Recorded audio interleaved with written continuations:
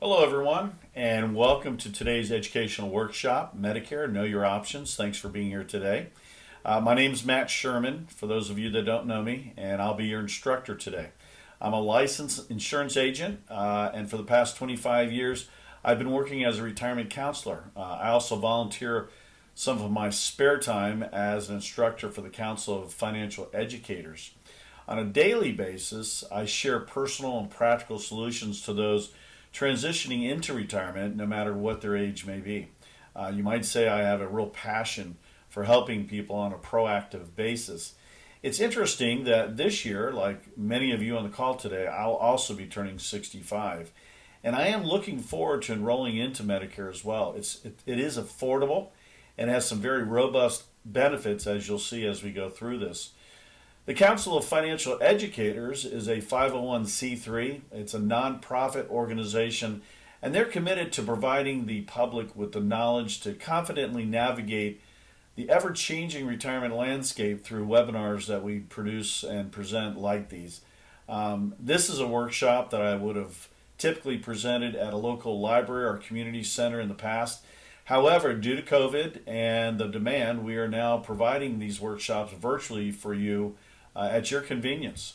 So I hope you can get a lot out of it. And like I said, we do offer some other webinars that we'll be sending out to you in the future, like rolling over your 401k, the benefits of long-term care insurance, and also probably the most popular one is on Social Security. Today, together, we will be spending the next 45 minutes, and I'll be providing you the information regarding your Medicare options for you to go through. You'll notice out of courtesy that everyone's mic is muted except for mine. And you'll notice at the lower right-hand corner of your screen, you can submit questions. I'm going to try to get as many answers as we go through this today. If I don't get to your question, don't worry, because there are quite a few people on the call today. I promise to make sure that I get to your question and answer it and email an answer out to you within the next 24 hours or so. At the end of today's webinar, I'll be sharing my contact information, and if you have any specific questions that you feel needs to be addressed offline, please feel free to give me a call. I'll be happy to discuss that with you offline. The material we are going to go over together today was written and prepared by the Council of Financial Educators, and this slide has a lot of information in it. I'm not going to go through this slide word for word. We've all seen this. It's basically a disclaimer. But basically what they're saying is when it comes to the presentation, you can't copy it, distribute it without permission. It's not intended to be tax or legal advice. It's not a solicitation for sale, and it's not endorsed or approved by the Social Security Administration. And certainly you can copy it for your own purposes. That's why we sent it out to you. But they just don't want you copying it and utilizing it, for other purposes. So there we just saved about 5 minutes by not reading through it word for word. I emailed all of you a workbook. We find that most of the people out there are far more likely to remember something that they write down rather than something they just hear. If you're a teacher out there, you can back me up on that one, I'm sure. The workbook is designed to allow you to take notes, and you'll notice that the graphics throughout the workbook are taken directly from the PowerPoint that we're going to go through today. That should make it easier for you to follow along the presentation without having to write down all the details as we go. And finally, I want to make sure that you understand there's nothing to buy here today. Like I said, this is going to take us about 45 minutes to go through this. But there's nothing to buy here. Don't feel any pressure. So just relax. If your arms are crossed, please uncross them and just relax. And then finally, I'm going to fade away here in just a moment. I want you to be able to see the whole screen. But don't worry, it's not your computer. So if my face kind of fades away or disappears, don't worry, it's not your computer. I will be back towards the end of the webinar so we can tidy up some things. So let's go ahead and get started. Okay, so if you are eligible for Medicare, then you typically have three options for coverage. The first is you can choose Medicare all by itself. The second option is you can choose Medicare and choose to purchase a Medicare supplement. If you choose this option, you will also have to decide on a separate prescription drug plan. And then third, you can choose Part C of Medicare, which is currently known as a Medicare Advantage plan. Medicare Advantage may or may not come with a prescription drug program included. Medicare Advantage plans come in three basic forms. The first is private fee for service, or PFFS. B is Health Maintenance Organization, or HMO, and then the third is Preferred Provider Organization, or PPO. And we've all probably heard of these terms, and as we dig a little deeper to what they are later in our talk, we'll understand those a little bit better. Original Medicare consists of two parts, A and B. Part A is your hospital coverage, also known as room and board. Part B is your medical insurance or doctor's insurance. Under Part A, there are deductibles and copays. Part B typically pays for 80% of your medical care with some deductibles and copays involved. The 20% and all the deductibles and copays, are considered gaps in your coverage, hence the word Medigaps. You've probably heard that before, Medigap. The biggest gap that concerns people is the 20% coinsurance. And this is because there is no maximum limit to this 20% that a Medicare beneficiary can be charged. So if you had, for instance, a $10,000 procedure, you could be liable for $2,000. Or if it was a $100,000 procedure, then your liability could be as high as $20,000. So there's no limit to your liability. Many people choose to defer this risk by purchasing a Medicare supplement insurance, also known as Medigap insurance. Current plans offered in Florida is your A, B, C, D, F, G, K, L, M, and N. Now, there's an asterisk by the F. F is actually no longer offered to new enrollees, but was grandfathered into people who enrolled prior to this year, not 2021, but 2020. So that is the plans that are available to you. It is important to note that other plans such as E, H, I, and J are used that used to be available are no longer plans that are available as of May 30th, 2010. If you happen to have one of these plans, I doubt if you do, because if you have a plan, you're probably not on this call. But if you happen to have one of these plans, you should review your options, as you may be able to save a significant amount of money on your premium with some of the plans that are on the market now today. The reason for this is that the company that is insuring your current plan is no longer bringing in new premium dollars to support that plan. And so the only premium support is the people who are currently on those plans that are considered Pre-Medicare Modernization Act. So that would be the reason for that. So if by chance there's somebody on the call today, because we do have quite a few people that have that, then certainly might be a good idea for you to sit down with an agent that specializes in Medicare and review that. Medicare Part A, as I mentioned earlier, is the hospital insurance portion of your plan. It pays benefits for inpatient hospital care, hospice care, some skilled nursing care, and also some home health care. Very limited, and we'll go through that in just a moment. All right, so let's take a question that somebody just sent in. The question is, what is the best time to enroll in Medicare?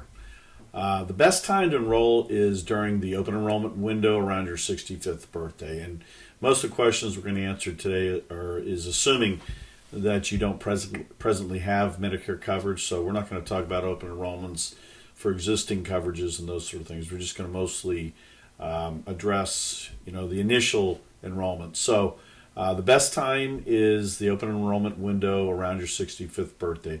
And that's preferably in the 3 months prior or before the month you turn 65, so that you'll have Medicare coverage by the time you turn 65 and it'll get it all done. Generally, it turns around pretty quickly, but you've got to enroll for those the cards for Part A and B. So your open enrollment window for Medicare Part A and B is really 7 months long and includes the month you turn 65, as well as the 3 months prior to that month and the 3 months after. So, for example, if your birthday is April 22nd, your open enrollment window runs from the beginning of January to the end of July. So, good question. And let's go ahead and take another question. This is kind of a follow-up question to that. And it says, do I need to sign up for Medicare at 65 if I'm still working? So many seniors are no longer employed at 65, so they rush out and they sign up for Medicare as soon as they're able. But what if you're still working at 65 and you have coverage under a group health plan through an employer with 20 employees or more? Then you don't have to enroll in Medicare right away, right now, or as soon as you turn 65.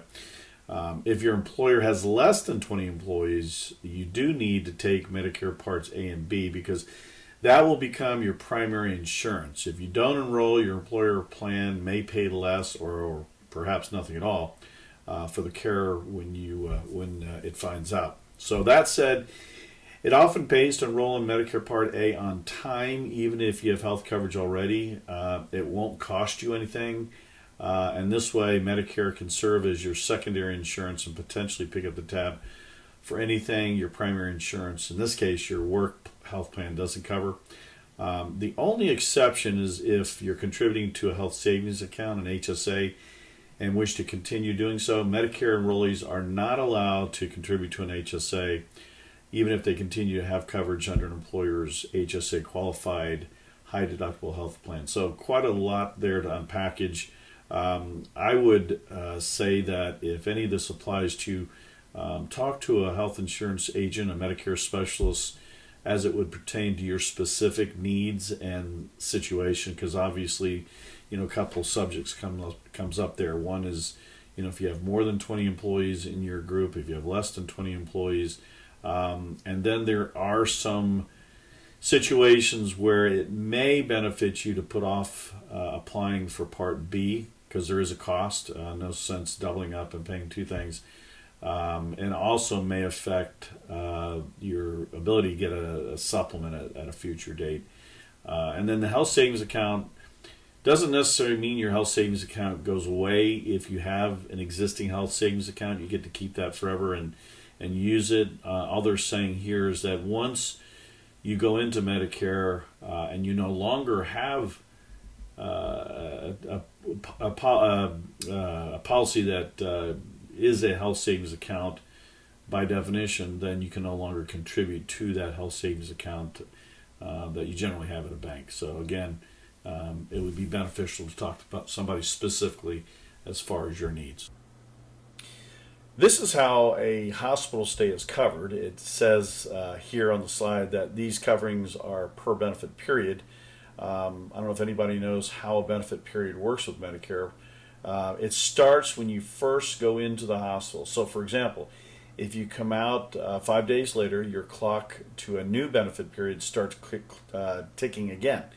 If you stay healthy and are out of the hospital for 60 straight days, then the next time you go in, you would start a new benefit period, and the cost above would start all over again. So you could end up with more than one deductible in a year. In fact, you are potentially exposed to as many as 5 deductibles a year if timed right or wrong, depending upon your the way you're looking at it.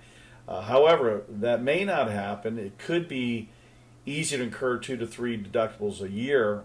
Going back to our example, if you were to go back into the hospital prior to 60 days being over, then you would continue in the same benefit period. So that's important to remember. This accumulative benefit is how you could accumulate more than 60 days of needed care, which is when Medicare starts a daily copay for your stay in a hospital. And if you are in a hospital more than 90 days, you would start to use your lifetime reserve days, which can only be used once in a lifetime. These days do not renew.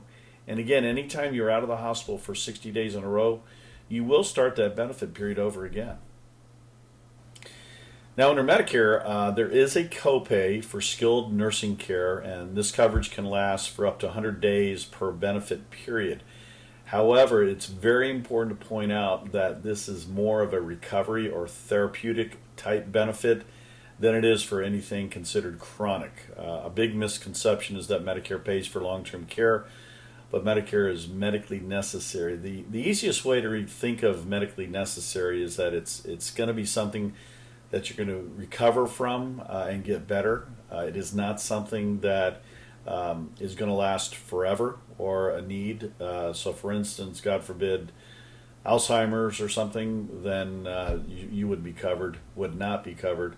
But a good example would be, let's say, God forbid, you have a massive broken leg and you need to stay in the hospital for a little bit of time to get better. That would be certainly considered where you could receive care, but not really. When most of us think of long-term care due to something just to getting older and needing that care, that is not at all what they mean when they talk about medically necessary. So I don't know if anybody has had to deal with this. I'm sure most of us on the call have. I know I have with my mom and dad, and there's a couple easy ways to know the difference between acute and chronic illnesses. The easy way to put it is acute would be short term, typically less than 90 days, and you're either going to get better or die. That's a heck of a way of having to put it. Chronic is a condition that will last 90 days to life. So Medicare will help with treatment plans to manage chronic illnesses, but they will not pay for daily skilled care. Medicare's website has more about long-term care, chronic illnesses that are covered, and you will find out more as we go through this. Perhaps if you want to do a free consultation, I can go over that with you. But in most cases, it's a good idea, and I'm not here to sell this, but it's a nice idea if you haven't already to consider perhaps a long-term care insurance plan for something that is long-term care. So I don't know if you know it or not, but roughly about 95% of all care given comes in the form of custodial or intermediate care. That means that Medicare pays for the remaining 5% of care given. In terms of total breakdown, Medicare pays for about 13% of all long-term care costs. So, big problem. I guess the point there is we just can't count on Medicare for long-term care. Skilled care, yes, but certainly not for custodial or intermediate care. So some home health care coverage is available, but just like skilled nursing care, there are specific conditions that must be met. And so let's just go down this list and take a look at that.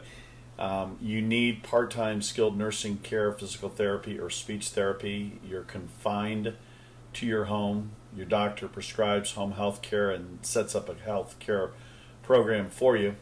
And your home health care agency is Medicare approved. Now, if these conditions aren't met, then typically that benefit is not available to you. The biggest condition that needs to be met is that home confinement. So when it comes to Medicare, you're going to find that Medicare Part B is where you see the majority of your benefits come from, as it pays for all doctor's visits, including surgeries and tests, doctor services, outpatient hospital services, and medical services and supplies.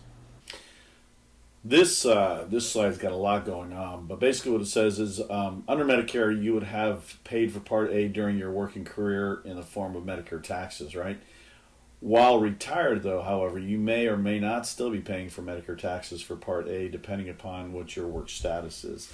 Part B, however, has never been paid for, and you must pay for it monthly out of your Social Security check. If you are considered to be a high-income earner in retirement, then you will pay more for your Part B based upon your income. And this shows you a chart of how that would relate to you and your specifics based upon your income. If you're married and file separately, you may want to be aware of the stricter limitations imposed on income that could dramatically increase your Part B premiums. So we'll take a look at this slide a little bit, and let me just go over a couple things. In addition to the premium, there's a one-time year deductible and co-insurances that you would be liable for as well. That is if you don't have a supplemental insurance to cover these costs, but most people do. You'll pay the standard premium amount if you enroll in Part B for the first time in 2021. You don't get Social Security benefits. You're directly billed for your Part B premiums. You have Medicare or Medicaid, and Medicaid pays for your premiums. Your state will pay the standard premium amount of $144.60 in 2020. and your modified adjusted gross income as reported on your IRS tax return from 2 years ago is above a certain amount. If so, you'll pay the standard premium amount and an income-related monthly adjusted amount, or IRMA. IRMA is an extra charge added to your premium. The good news is if at some point down the road you're no longer making that kind of money, that kind of income, because perhaps you've retired and your income has gone down, then they do adjust it back down so you're not stuck paying that forever if your income does not warrant it. So here's a sample of what is usually covered by Medicare. Until the Medicare Modernization Act, which took effect on June 1st, 2010, there was little provided by Medicare in terms of preventive services, and after the act, there have been significant additions to the preventive services that are covered 100% by Medicare. We'll just kind of look at this chart just for a minute, but this is in your workbook to refer back to. While knowing what is covered is good, what you really need to be concerned about is what is not covered. It is these services on this chart that you could get billed for even with a supplemental plan. The one that shows up most often is self-administered drugs when admitted to the hospital. If you get a bill that was denied by Medicare in your gap insurance and you still owe it, then this would be most likely the culprit. So again, we'll take a look at that, but that is in your workbook as well. To cover most of the gaps in coverage that we've reviewed so far, Medicare beneficiaries can opt to select a private Medicare supplement, also known as a Medigap insurance policy. These are plans that follow a Medicare standardized benefit plan but are offered by individual insurance company. The standardized benefit plans are the same from company to company, so that makes it fairly simple. So as an example, Plan D with company ABC is going to be the same plan with company XYZ.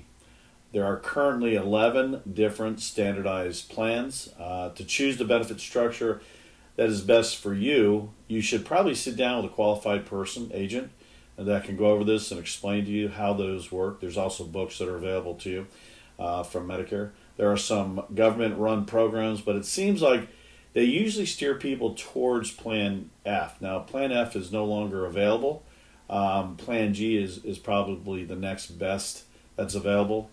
If by chance you have Plan F because you enrolled before, then you get to keep Plan F, or if you know somebody that has Plan F, that's grandfathered in.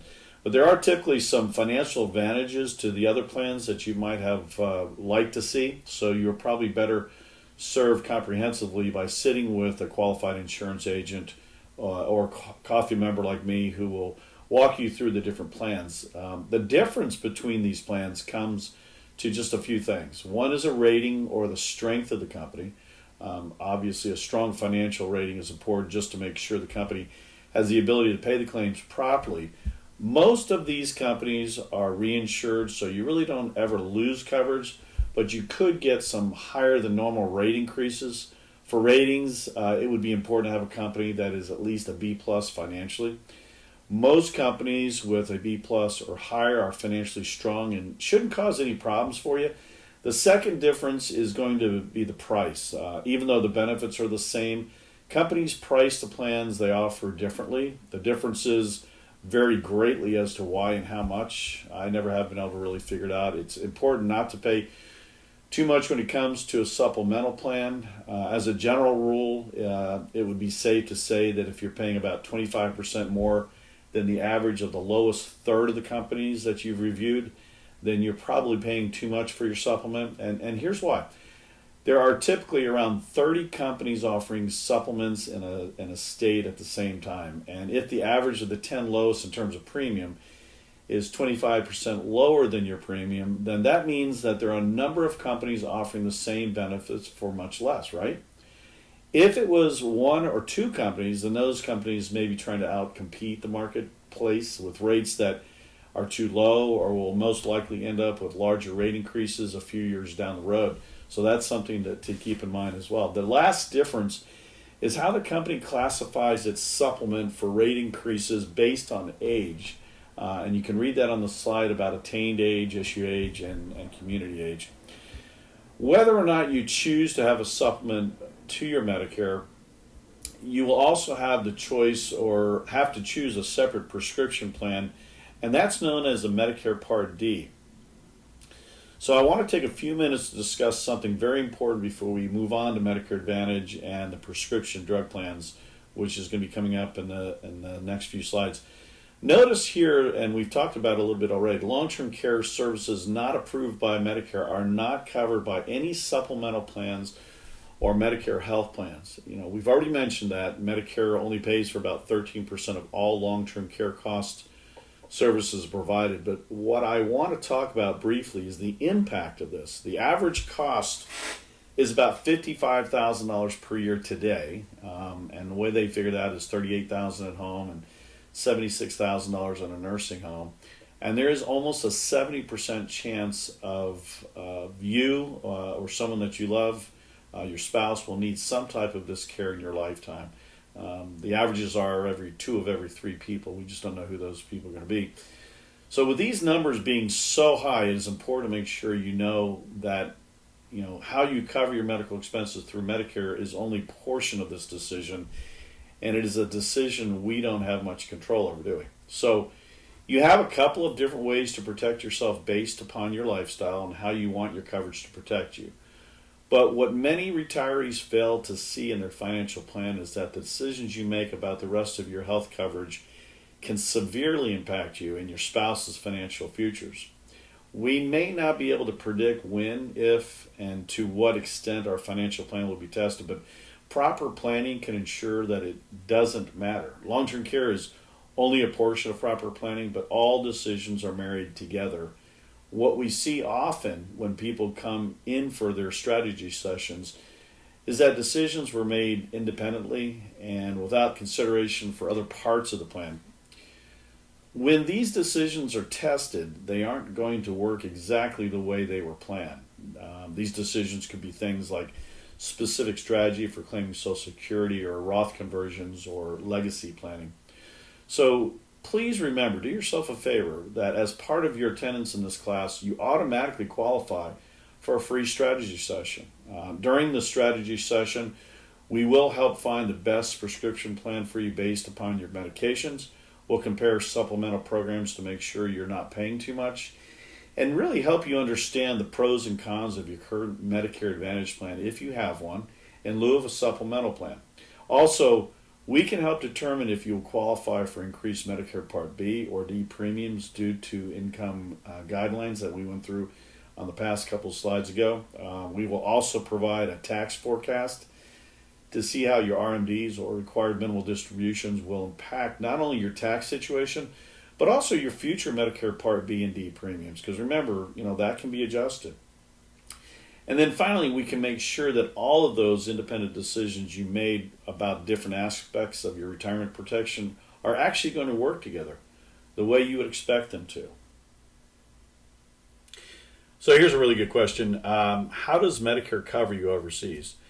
The short answer is it doesn't. Original Medicare coverage, A and B, with a few exceptions, doesn't cover medical services or items you get outside the United States. And Medicare considers the United States to include the District of Columbia, Puerto Rico, the Northern Mariana Islands, Guam, American Samoa, and the U.S. Virgin Islands. Now, some Medigap or supplemental plans do cover emergency medical services you receive outside the United States. Plans such as C, D, F, G, M, and N pay 80% of your costs for certain emergency care in a foreign country if your situation meets all of the following conditions. The care you receive is medically necessary, and remember what that means. That means you're going to get better.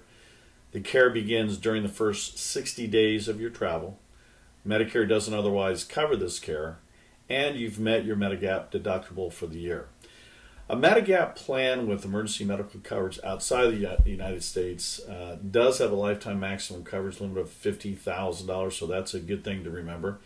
And it's a good idea to contact your Medigap insurance company to ask for details about travel coverage before you go, because you may also be able to purchase a separate travel insurance. So very good question. I don't know that I've been asked that before during one of these webinars, so good question.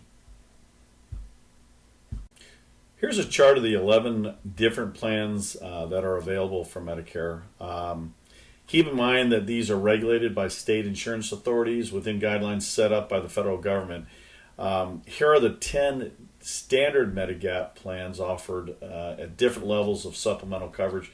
Plans A through D, F, G, K, and N. And there's also one high deductible plan. You pay the first $2,340 of the gaps not paid by Medicare, and then the plan will pay the rest. Now, it's good to note that this chart is a little outdated. So Plan F, as I've mentioned before, is no longer available. But some carriers are starting to introduce a new Plan G high deductible plan. Not necessarily available across the board, so you need to check with whatever carrier you're looking at that your pricing, see if they have the high deductible G. Might be an appropriate plan for you. The alternative to Medicare itself is Medicare Part C, also known today as Medicare Advantage. These plans are a private alternative to Medicare and are offered by private insurance companies, just like the supplemental plans are. However, please understand that Medicare Advantage plans are not supplemental plans, nor can you have a supplemental plan with an Advantage plan. I'm not quite sure why you'd want to. Advantage plans take over from Medicare in terms of paying for your care.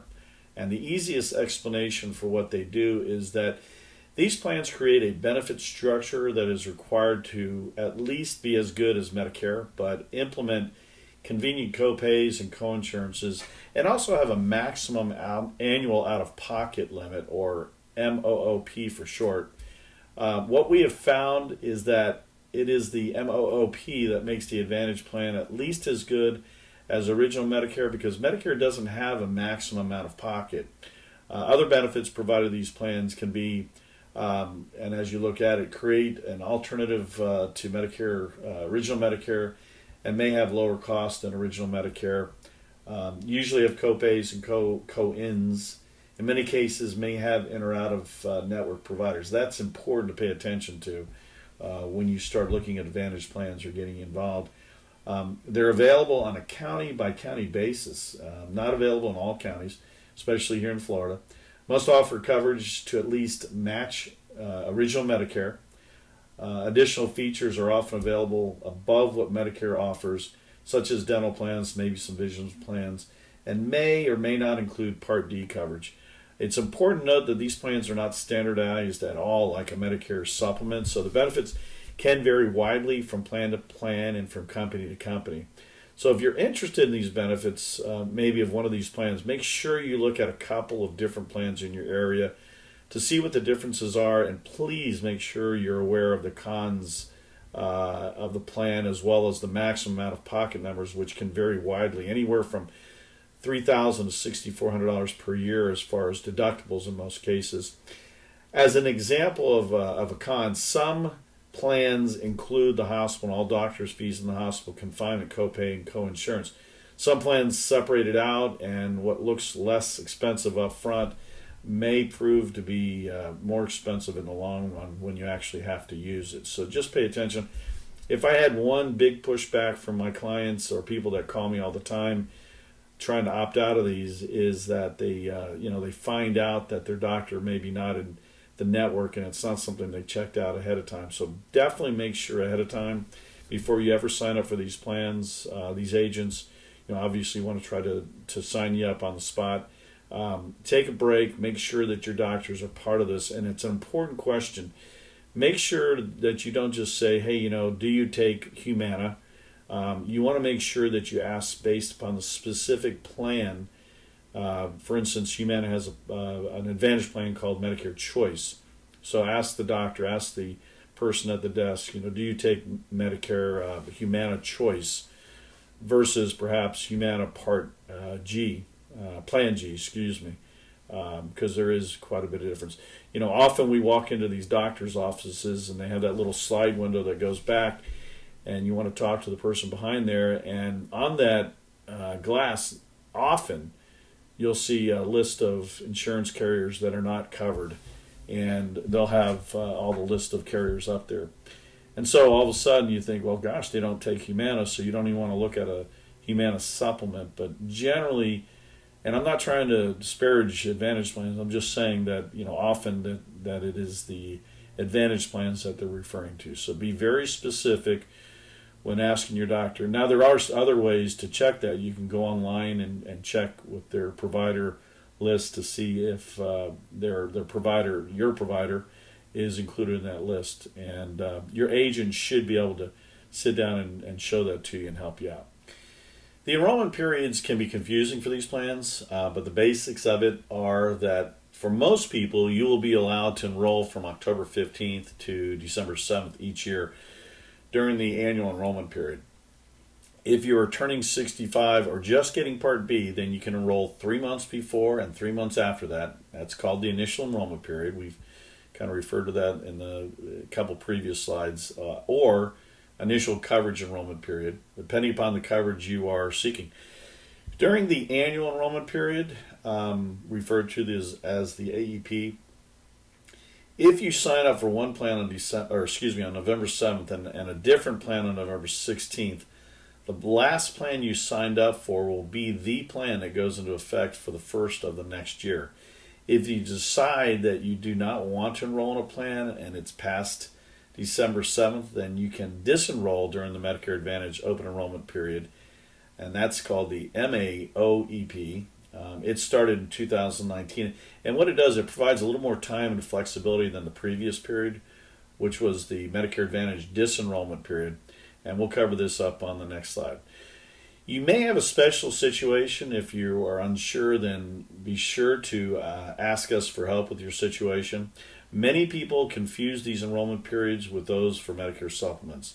With Medicare supplements, you can change your plan at any time as long as you qualify based upon your health. That's key. And you do not have to adhere to these guidelines. These guidelines are for Medicare Part C and D only. Can you tell me what Part C and D are again? Advantages and prescription plans, right? That's what those are. Medicare Part D or prescription drug plans are offered by insurance companies who have to follow a minimum set of guidelines to the benefits offered, much like the Advantage plans. And again, these benefit structures also can vary widely. They could have a deductible or no deductible, a straight percentage coinsurance, or a copay structure for generic and preferred drugs. It has been found that these benefits of the plan vary so widely that there's no one plan that is best for everyone, and it really comes down to the medications that you're on. So Medicare has a great comparison tool on their website, and once you enter your prescriptions in there, they automatically create a username and password for you that you can write down and quickly go back to a comparison each year. If you want or need help with these comparisons, your coffee representative can help you with that information. I'll be happy to help you out. This tool Medicare has created seems to be the best comparison tool year in and year out, but it is not without its flaws, and there are some things that you need to take into consideration before going into the first plan that pops up. Some of your drugs may or may not be covered. Some of them may have specific limitations, such as quantity limits or prior authorization or even step therapy, which I can explain later. While these limitations may not be a big deal to some, if one plan is $30 a month and you have 3 drugs on the plan that are going to need some kind of follow-up to get, and the next plan is $32 per month with no follow-up, you may prefer to have to deal with the follow-up or savings over a few bucks monthly. This is where sitting down with a qualified professional can help you look at these concerns. Just like Medicare Part B, you could pay more than the stated premium for your prescription plan because it's based on the same income chart as we looked at before, about 4 or 5 charts ago, 4 or 5 slides ago. So, for example, if you and your spouse made over $170,000 2 years ago, then you and your spouse would pay $12.20 each extra on top of the plan's regular monthly rate, as illustrated in the chart that we're looking at. If you have a change in income, which may be when you retire from work, you can contact your Social Security Administration to see about reducing the Part D premium accordingly. And again, notice the stricter income guidelines for those who are married and filed separately. Also, please be aware that if you fail to enroll in Part D when you were first eligible, you will receive a 1% per month penalty on top of your premium as well. So it's not something that you can just ignore. You do need to enroll in it. The penalty is based upon the national average premium and not on the premium of the plan you select. Also, if you think you may qualify for help, there's low-income subsidy offered that you can apply for to get help with your premium, copays, or deductibles. And we go back to that second part about receiving a 1% month penalty. That does not apply that if you have a group plan now that qualifies and it has drug coverage in it, then you can delay enrolling in the Part D. But that's worth a future discussion as well if that pertains to you personally. This is the basic plan that Medicare has created. Some plans provide benefits that are greater than this, and we're not going to spend a lot of time on this slide, but it's there for you to look at, and that is in your workbook to refer back to. This is the 4 phases of your 2020 Medicare Part D plan, and it goes through its column by column. It shows the initial deductible, then it shows the initial coverage phase, the coverage gap or donut hole, and then the catastrophic coverage. This is something that we can go through and discuss based upon your specific needs and guidelines. Again, a lot of it is based upon the medications you take, and that is in your workbook to refer back to. In 2020, the gap in prescription coverage was eliminated. So in 2020, once you reach the gap coverage of 25% for many generic drugs and 25% for many brand drugs, or the normal retail amount, the other portion is subsidized. So there is still some coverage during the gap or donut hole, just not as robust as before you got there. So to bring that together a little differently for you, here's a diagram of the relationship of the 4 parts of Medicare and how they interact or don't interact with each other. So Part D insurance is the prescription drugs, replaced with Part C Medicare Coverage Advantage, replaced with Part C Medicare Advantage with drugs, MAPD, supplement with insurance, and then 1 Medicare, 2 Medicare and a MedSup, and then 3 PFFS, which is Part C or the Advantage Plan. It's important that you seek the assistance of someone that's very familiar with all these options, as there are state by state variances that determine what options are available to you. Now let's take a look at how Medicare works in coordination with other coverages, and if you don't mind, I'm just going to kind of read along with you on this one. So if the employer has 20 or more employees, and we kind of talked about this before, it was one of the questions that was posed to us, the group health plan generally pays first. If the group health plan didn't pay all of your bill, the doctor or health care provider should send the bill to Medicare for secondary payment. Medicare will pay based on what the group health plan paid, what the group health plan allowed, and what the doctor or health care provider charged on the claim. You'll have to pay any cost Medicare or the group health plan doesn't cover. Employers with 20 or more employers must offer current employees 65 and older the same health benefits under the same conditions that they offer employees under 65. And if the employer offers coverages to spouses, they must offer the same coverage to spouses 65 and older that they offer to spouses under 65. So what about health savings accounts? We had a question about this earlier. And if you don't mind, I'm going to read from the slide again. IRS rules say that you cannot contribute to an HSA if you're enrolled in Medicare. You can draw on funds already in the account, but you can't add to them. So it's important to know how you can get around this rule if you have an HSA at work and want to continue working beyond age 65. So here's what you can do according to different situations. If you're eligible for Medicare but have not filed an application for either Social Security, retirement benefits, or Medicare, you don't need to do anything. As long as your employer has 20 or more employees, you have the right to postpone applying for Social Security and Medicare, and therefore can continue to contribute to your HSA. And that's until you stop working. There is no penalty for this delay, and when your employment ends, you're entitled to a special enrollment period to sign up for Medicare.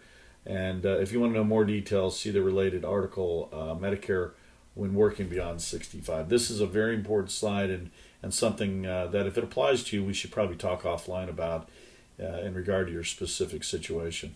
So how do health savings accounts work with Medicare? And if you don't mind, I'm going to read from this one as well because it really kind of outlines it very well. It says you can use HSA money for out-of-pocket costs such as copayments and deductibles for medical care and prescription drugs, vision and dental care, and a portion of qualified long-term care premiums. You can even use HSA money to pay premiums for Medicare Part B, Part D prescription drug coverage, Medicare Advantage plans, but not Medigap premiums. That's interesting for you to take in there. So yes, in Medicare Advantage plans, no for Medigap or supplemental premiums. If your Medicare premiums are automatically deducted from your Social Security benefits, you can reimburse yourself for those expenses with your money from your HSA. So very interesting. Again, another important slide.